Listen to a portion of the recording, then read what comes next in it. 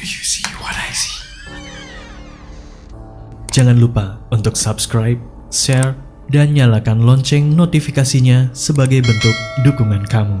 Do you see what I see? Yakin nggak mau dapetin t-shirt spesial kontributor keren ini? Selain cerita kamu bisa didengarkan oleh jutaan telinga, kamu juga bisa dapetin t-shirt keren ini hanya dengan mengirimkan cerita pengalaman horor kamu ke email podcast.ceritahoror@gmail.com. Kami tunggu. Aku langsung menuju lantai 2 dan langsung ke ruang tunggu. Di depan ruangan Bapak Sekretaris Daerah dan ada Pak Radin juga duduk di sofa paling sudut. Aku mengeluarkan paper bag dari dalam tasku, duduk di sampingnya dan berkata, "Pak, punten, ini Bunga kembalikan baju tidurnya. Sudah Bunga cuci, sudah disetrika dan sudah wangi juga." Pak Raden tersenyum. Kemudian aku melanjutkan lagi kata-kataku dengan suara lebih kecil dan perlahan. "Sama ini, Bunga kembalikan juga anak gadis Bapak. Semalam dia menginap di rumah Bunga." Tiba-tiba senyum Pak Raden berubah. "Assalamualaikum warga desa Sukawedi, apa kabarnya?"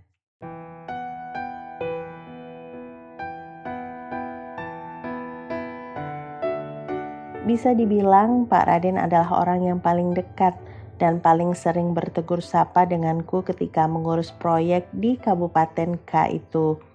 Beliau orang yang ramah kepada semua kontraktor dan tidak pernah memilih lingkaran pertemanannya.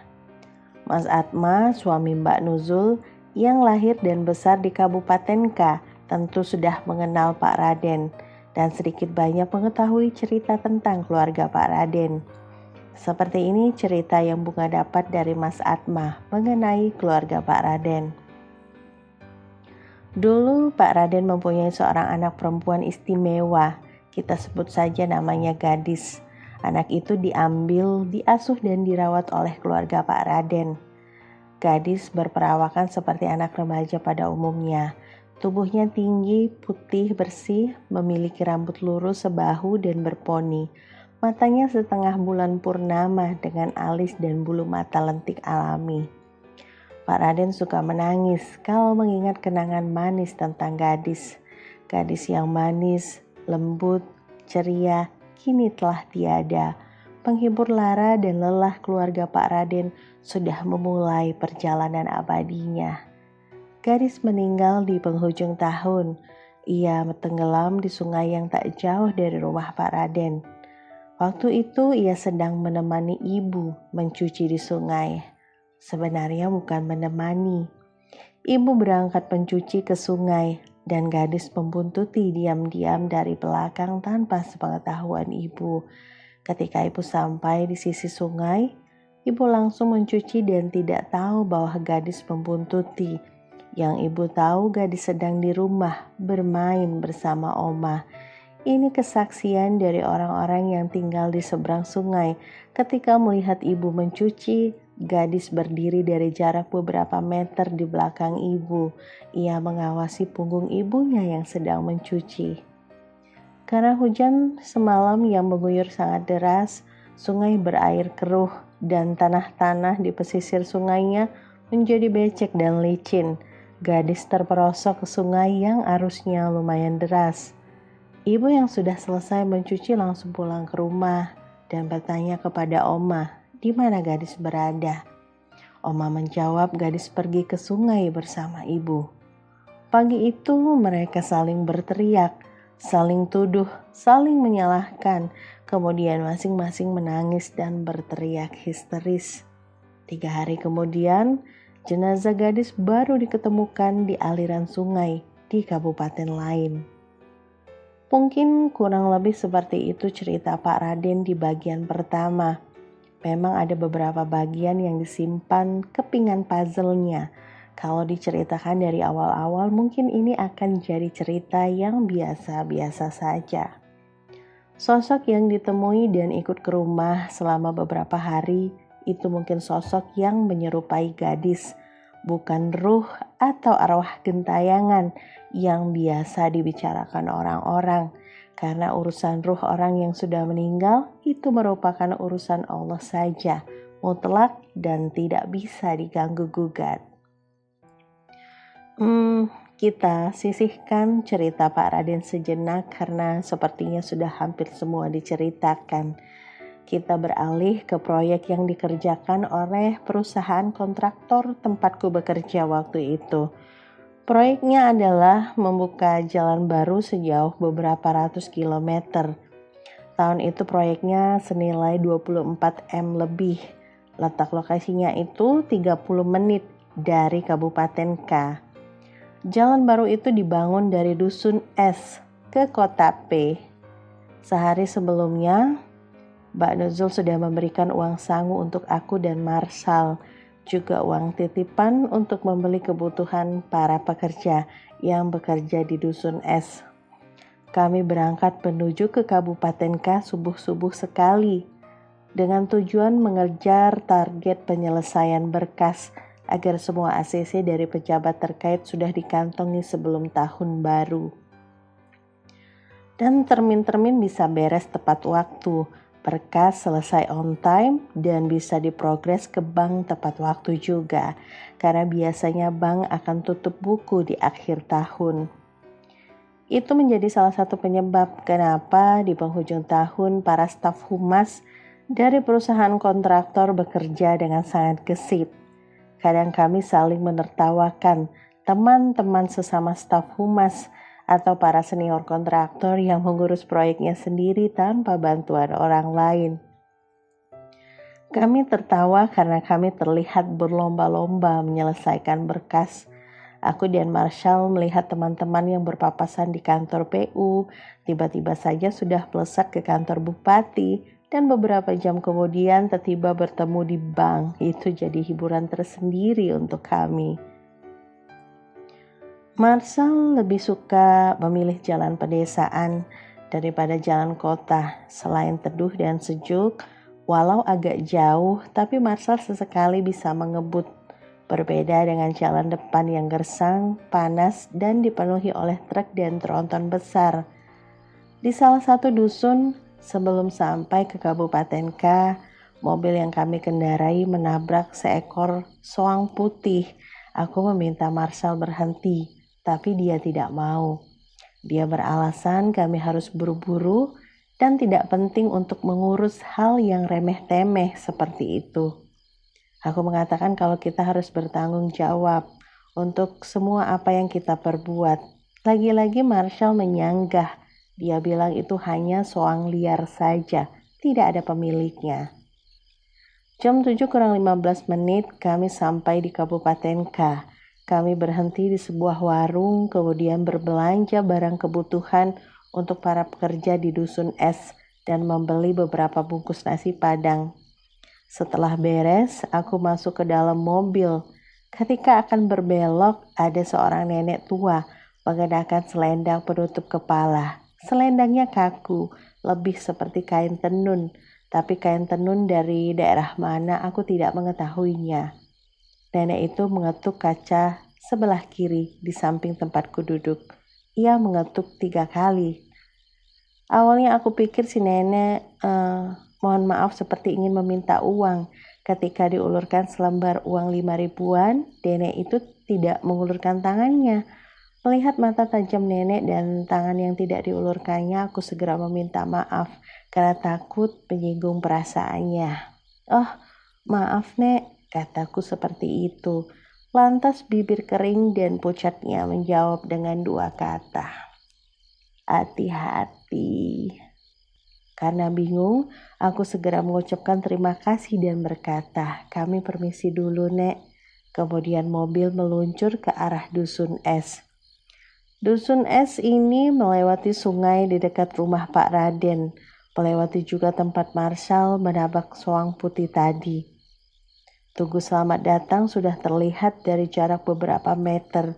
Aku meminta Marshall menjalankan mobil dengan perlahan, berharap mungkin saja ada pemilik soang itu, tapi tidak ada siapa-siapa di sana. Bahkan bekas tabrakannya pun tidak ada. Padahal biasanya bangkai-bangkai hewan selalu menimbulkan bekas di jalan. Dari tunggu selamat datang, kami mengambil jalan ke kiri dan masuk ke jalan yang lebih dalam lagi. Kalau sebelumnya jalan berupa jalanan besar dan beraspal, jalan kali ini berupa jalan tanah merah becek. Ini pertama kalinya untuk aku datang ke dusun es ini. Kalau Marshall mungkin sudah 2 atau 3 kali. Sejauh mata memandang hanya jalanan yang muat 1 mobil saja yang bisa dilihat.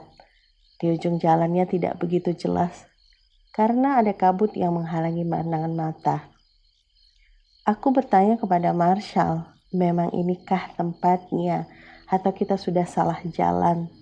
Tapi kata Marshall memang seperti ini tempatnya. Tempatnya begitu lengang, tidak ada aktivitas apapun. Tidak ada kami melihat seorang penduduk pun yang sedang akan pergi ke sawah, berkebun, atau apapun. Benar-benar sunyi dan senyap, bahkan suara angin atau suara hewan pun tidak ada. Jarak rumah satu dengan rumah yang lain sangat jauh walau terlihat. Marshall memberhentikan mobil. Dia mengajakku untuk makan nasi yang kami beli tadi di dalam mobil. Selesai makan, Marshall membuang bungkusan nasi keluar mobil. "Hei, gak boleh buang sampah sembarangan," teriakku kesal kepada Marshall. Selesai makan, Marshall keluar dari mobil dan berkata sambil menundukkan sedikit kepalanya, "Bunga tunggu sini saja, aku mau panggil Kak Ibnu dan pekerja lain buat angkut sembako. Jalannya licin, nanti kamu masuk lubang." Tak lama setelah Marshall keluar dari mobil, aku juga keluar dan mengambil bungkusan nasi tadi dan memasukkannya ke dalam kantong plastik hitam. Biasanya kalau ketemu kotak sampah akan dibuang, atau kalau tidak dibawa lagi sampai ke rumah dan dibuang ke kotak sampah yang ada di rumah. Aku sedang mendengar lagu dari HP jadul saat tercium bau anyir dan busuk dari dalam mobil. Karena merasa tidak nyaman, aku keluar dan memeriksa. Di ban mobil yang besar itu tidak ada apa-apa. Di bawah mobil juga tidak ada sampah. Tidak ada sesuatu yang mencurigakan lah seperti itu. Sampai di bagian bak belakang mobil, bau itu semakin kuat tercium, tapi entah mengapa aku tidak berani untuk membukanya. Tiba-tiba jadi merasa tegang sendiri, merasa takut, merasa ada sesuatu yang aneh, sampai sekujur tubuh terasa sangat dingin dan kebelet pipis. Jadi obatnya aku hanya mondar-mandir saja di sekitar mobil sambil menunggu Marshall dan Kak Ibnu datang. Tidak lama Marshall datang dengan Kak Ibnu dan 4 orang pekerja. Mereka bersiap mengangkat sembako yang sudah kami beli tadi. Tapi demi apa? Ketika bak belakang mobil dibuka, mohon maaf, ada bangkai soang yang dilindas oleh Marshall tadi di dalam sana. Marshall berteriak melihat seekor soang putih tergeletak dengan darah dan perut yang terburai. Aku langsung lemas, takut, merasa bersalah, campur aduk jadi satu. Ini bukan imajinasi, karena kami bertujuh melihatnya. Kak Ibnu, kepala tukang, bertanya kenapa dan ada apa di sepanjang perjalanan tadi. Jadi dengan masih bingung dan linglung, aku bercerita panjang lebar. Setelahnya Kak Ibnu meminta Marshall untuk menguburkan soang itu. Setelah soang itu dikuburkan, para pekerja juga sudah mulai mengangkat keperluan mereka. Ada mie, beras, air galon, dan segala macamnya. Aku mengikuti mereka dari belakang karena memang ingin ikut melihat jalan yang baru dibuka itu.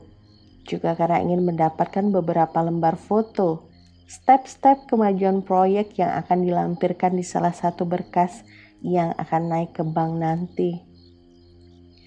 Sambil berjalan menapaki jalan berlumpur, aku sempat menggerutu di dalam hati. Kenapa sih Mbak Nuzul dan Mas Atma tidak mengingatkan kami untuk membawa sepatu boot supaya lebih aman? Aku sedang bersusah payah menapaki jalan ini, tapi tiba-tiba saja aku terpeleset ke dalam sebuah lubang.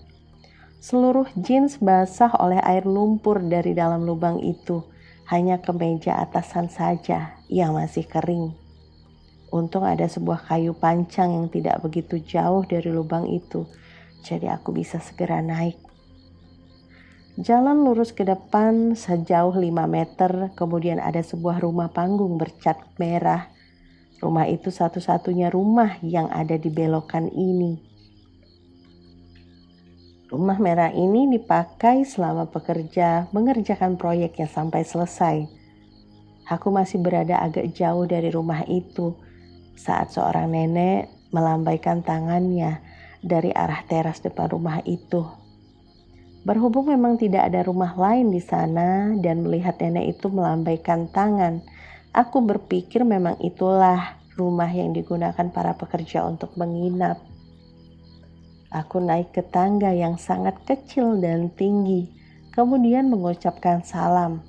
Nenek itu hanya mengangguk dan tersenyum. Dia merentangkan tangannya sebelah kiri ke arah pintu seolah ingin mempersilahkan aku untuk masuk.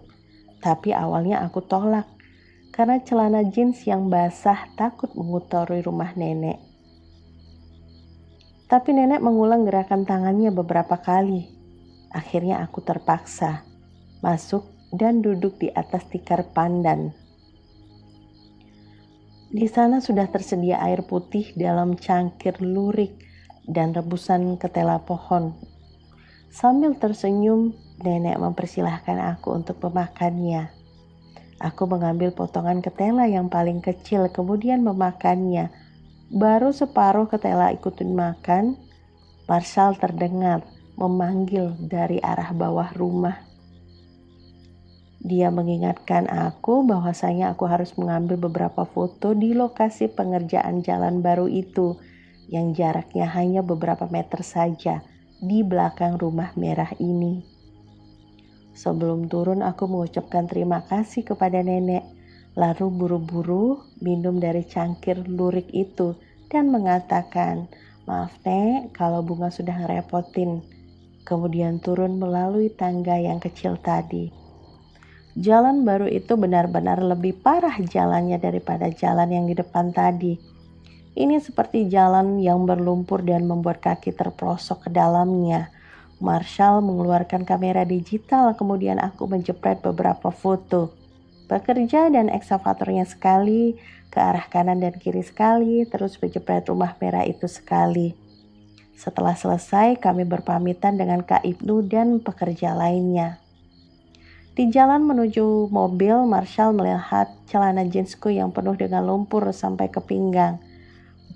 Dia berkata, "Bunga serius mau pakai celana itu nanti ketemu Kepala PU Bina Marga sama Pak Sekda 2. Ya, habis gimana? Gak tahu bakal kejeblos kan? Atau mah kalau tahu Bung pasti bawa salinan. Pinjam kek, gimana kek? Nanti diliatin orang malu. Asal jangan pinjam baju anaknya Pak Raden lagi aja," kata Marshall sambil ketawa. "Nanti aku anterin ke pasar yang di dekat terminal itu tadi. Aku pikir kalau di situ ya nggak mahal-mahal banget lah harganya. Beli aja celana kulot sama kemeja." "Terus sepatunya gimana?" tanyaku kepada Marshall. "Beli sandal jepit bowling aja, murah kan?" jawab Marshall lagi. Sampai di depan mobil, aku menelpon Mbak Nuzul buat memakai sedikit uang sangu yang dikasih untuk membeli beberapa keperluan dadakan. Ya, gak mungkin juga mau ketemu orang dengan baju basah seperti ini. Dan alhamdulillah Mbak Nuzul mengizinkan. Marshall menghidupkan mobil dan aku baru saja akan masuk ke mobil saat teringat belum berpamitan dengan nenek yang punya rumah. Ia sudah mau membelokkan mobil, tapi kemudian aku tepuk-tepuk bahu kirinya. Bentar. Bunga mau pamitan dulu sama nenek yang punya rumah." "Nenek? Nenek yang mana?" tanya Marshall. "Nenek yang ada di rumah merah itu bener kan tempat tinggal sementara Kak Ibnu sama pekerja yang lain? Soalnya Bunga lihat ada tas-tas carrier sama sembako tadi yang kita beli." "Iya bener, itu rumah tinggal mereka. Tapi gak ada siapa-siapa kok di sana. Memang pintunya nggak pernah ditutup karena emang nggak ada siapa-siapa juga yang bakal berani naik ke sana. Terus, nenek yang minta bunga masuk dan makan minum tadi siapa? Nggak ada nenek, nggak ada siapa-siapa di sana. Rumah itu kosong. Makanya Om Herli sewa rumah itu selama beberapa waktu untuk tempat tinggal Kak Ibnu dan para pekerja lainnya. Jelas Marshall. Aku masih tidak percaya. Tadi aku benar-benar melihat seorang nenek di sana. Walau memang perasaan hati menolak, tapi mata tidak mampu untuk melawan. Aku merasa penasaran dan segera menolehkan kepala dan sedikit membuka kaca mobil di teras kayu yang tinggi itu. Ada nenek tadi sedang melambaikan tangannya. Dia tersenyum. Aku mencubit lengan kiri Marshall dan berkata, "Nah, itu neneknya lagi dadah-dadah sama kita." Marshall sepertinya enggan menoleh. Dia memutar setir mobil dengan terburu. Kemudian mobil kami melaju kencang. Beberapa hari setelahnya, kami kembali berangkat ke Kabupaten K. Selepas sholat subuh, sampai jam 7 pagi kemudian langsung menuju kantor PU karena ada satu persyaratan yang belum bisa dipenuhi, yaitu persoalan mengenai galiansi. Setelah membuat sedikit janji dan catatan, akhirnya di tempat ini berkas lolos. Kami kemudian menuju Dispenda. Sambil menunggu berkas, kami makan siang. Berkas selesai, kami kembali ke kantor Pemda untuk menemui Bapak Bupati. Ternyata karena ada sesuatu beliau tidak datang ke kantor, padahal kami sudah menunggu sampai jam 7 malam. Kemudian salah satu stafnya mengabarkan bahwa beliau akan menandatangani berkas di rumah dinasnya. Berbondong kami datang ke rumah dinas. Di aula yang besar kami menunggu, ada Pak Raden juga di sana. Aku dan Marshall mengobrol dengan beliau. Walaupun banyak orang entah kenapa ada sesuatu perasaan yang aneh ketika berada di sini. Sampai jam 9 pun beliau belum sampai di rumah dinas. Aku kebelet pengen ke kamar mandi, tapi ketika Pak Raden memberitahukan letak kamar mandi yang ada di bagian belakang rumah dinas ini, aku jadi semakin getar-getir. Mau ke SPBU lumayan jauh dari sini jaraknya. Mau minta temenin Marshall rasanya malu. Mau cari teman wanita, sepertinya hanya aku saja wanita satu-satunya di sini. Keringat dingin sudah mulai keluar ketika menahan pipis. Aku benar-benar gelisah. Sekali-kali aku menoleh ke arah kamar mandi yang sangat gelap. Marshall mungkin menangkap kegelisahanku dan berkata, "Gak baik menahan buang air kecil." Dan dia bersedia mengantarkan. Aku berjalan menggandeng Marshall dari jarak jauh. Aku sudah melihat sosok yang duduk di atas trotoar empang. Kepalanya bergerak ke arah kanan dan kiri. Aku semakin mengeratkan pegangan tanganku. Di saat inilah Marshall tahu kalau aku terkadang sedikit peka dengan sesuatu yang seperti ini. Kamar mandi menghadap ke empang. Aku pura-pura menunduk dan melewatinya. Tapi entah kenapa, mungkin sosok itu mempunyai alarm, sehingga dia mengetahui kalau aku tadi sempat melihatnya. Kalau Marshall itu wanita, pasti sudah aku ajak masuk dia ke kamar mandi. "Jangan tinggalin ya," kataku memohon kepada Marshall, kemudian menutup pintu. Aku segera menuntaskan urusan di kamar mandi dan segera keluar. Ketika membuka pintu kamar mandinya langsung menghadap ke empang yang sangat besar. Alhamdulillah, sosok itu tidak ada di sana. Marshall juga tidak ada. Asem banget, malah ninggalin, kataku mengumpat kesal. Di aula aku juga tidak melihat Marshall. Baru jalan beberapa langkah terdengar suara yang sangat familiar memanggil. Bunga. Aku pikir itu Marshall. Ya karena memang itu suara Marshall. Setelah menoleh, ternyata tidak ada siapa-siapa di sana. Ada angin yang lewat di belakang leher, dingin dan tidak enak. Setengah berlari, segera aku tinggalkan tempat itu dan duduk lagi di sebelah Pak Raden. Kayaknya kita sampai tengah malam deh di sini. Tadi dapat kabar dari ajudan Pak Bupati kalau beliau masih terjebak macet di kota. Kamu sama Marsha nggak mau makan dulu atau mau makan di rumah Bapak? Tawar Pak Raden ramah. Aku sempat pikir tapi juga nggak mengiyakan ajakan Pak Raden. Jujur aku belum mau untuk ke rumah Pak Raden lagi. Kayaknya Bunga sama Marsha makan di luar saja, Pak. Marsha bilang tadi mau sekalian beli sesuatu buat bekal pulang. Dan memang benar. Sampai jam 11 Pak Bupati datang juga. Marsha mengajak makan ke SPBU, sholat isya di masjid yang ada di sekitar sini dan kembali ke rumah dinas hampir jam 12:30 malam. Badan sudah lecek, keringetan, capek, ngantuk. Tapi karena ingat pekerja-pekerja di lapangan yang butuh banget proyek ini untuk cair, aku dan Marshall jadi semangat lagi. Di aula semua kontraktor juga sudah mulai lesu. Jam 1 malam semua berkas masuk dan jam 1:30 berkas keluar. Alhamdulillah kami selesai.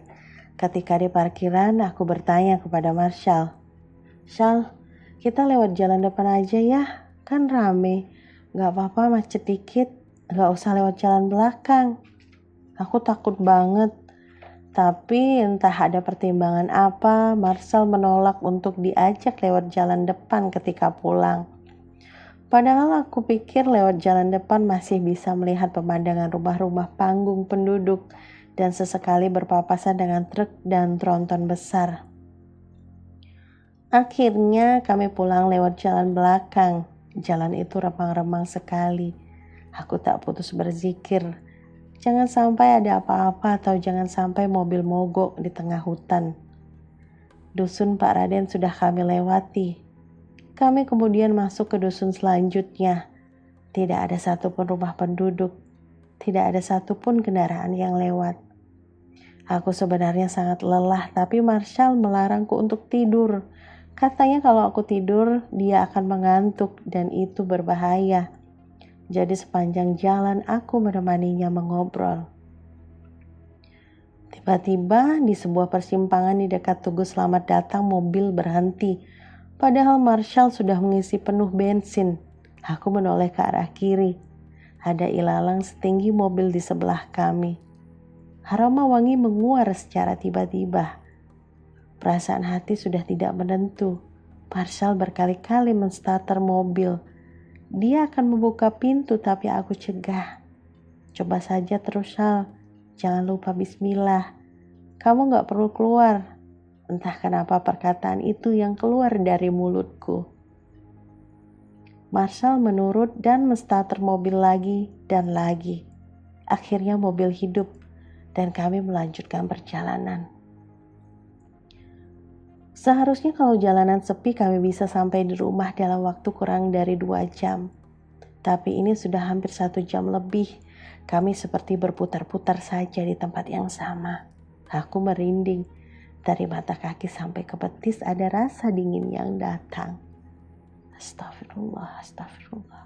Ucap Marshall berulang-ulang. Aku juga bingung harus berbuat apa.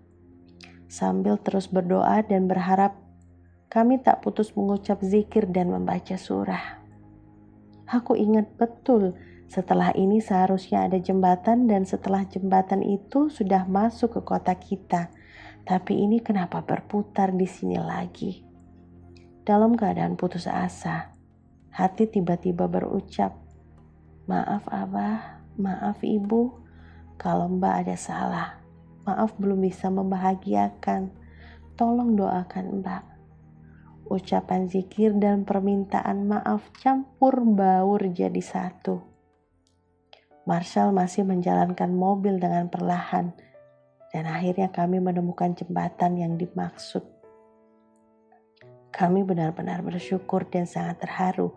Marshall hampir menangis, aku juga. Malam ini jadi pengalaman yang tak terlupakan di sepanjang hidup kami. Walau ini adalah proyek terakhir yang aku urus berkasnya, Karena 1 minggu setelah berkas masuk bank, aku dan Marshall mengundurkan diri karena suatu alasan. Yang pasti, kami tidak mau timbangan akhirat kami bertambah ke kiri, insya Allah. Terima kasih warga desa Sukawadi yang sudah berkenan mendengarkan cerita Bunga sampai selesai. Mohon maaf kalau kepanjangan, ini sudah diringkas sedemikian rupa. Mohon maaf juga kalau di sana sini masih banyak kekurangan. Terima kasih juga atas support dan cintanya selama ini. Assalamualaikum warahmatullahi wabarakatuh.